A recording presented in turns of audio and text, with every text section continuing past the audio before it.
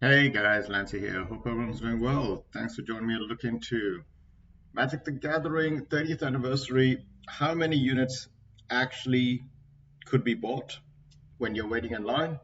How many people were waiting online? And try to just figure out how much of product people actually sold. So some of the live streams actually said that you could jump in and out of the queue after a certain point in the queue. So a lot of people must have jumped in early on to buy these. If you were at a certain point in the queue. I think I got a comment saying that if you're, in the 900s, you still couldn't buy any because they were all sold out beforehand.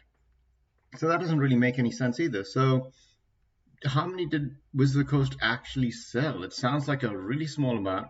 They did a very small printing of something, and a lot of people just couldn't get their hands on the product.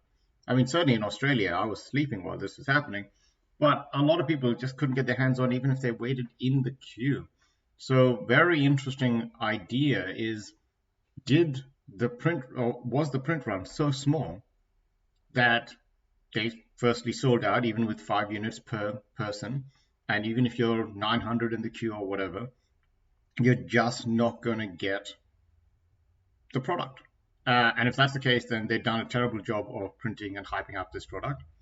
And it's a terrible anniversary gift for the players of Magic the Gathering. The next conspiracy is, did Wizard of the Coast pull the product and say that it sold out because otherwise it would look like they failed at selling the product? And after a certain point, they just said, okay, let's just, cancel, um, stop the queue, the product is sold out, just put the marker on it saying the product is sold out, can't be ordered, and we're just going to sit on whatever we have left over, give people time to think about it, because that means the next time we do this, people will be a bit more apprehensive and maybe jump in a bit faster, realizing that these things can be sold out, like they're trying to fake it to make it look like it's sold well. Very, very interesting. It is actually 5 units per purchase. You're going to have to switch between accounts and credit cards and all that stuff if you want to get the rest of it. So I am not too sure what's going on here. I assume we'll get more information as time goes on.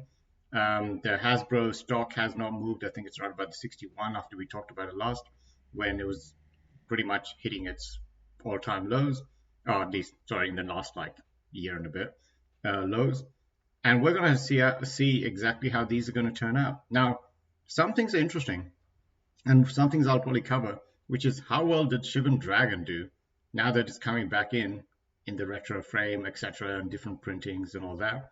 Because Shivan Dragon has always been a surprisingly expensive card, even though you always could get a 50 cents version of it.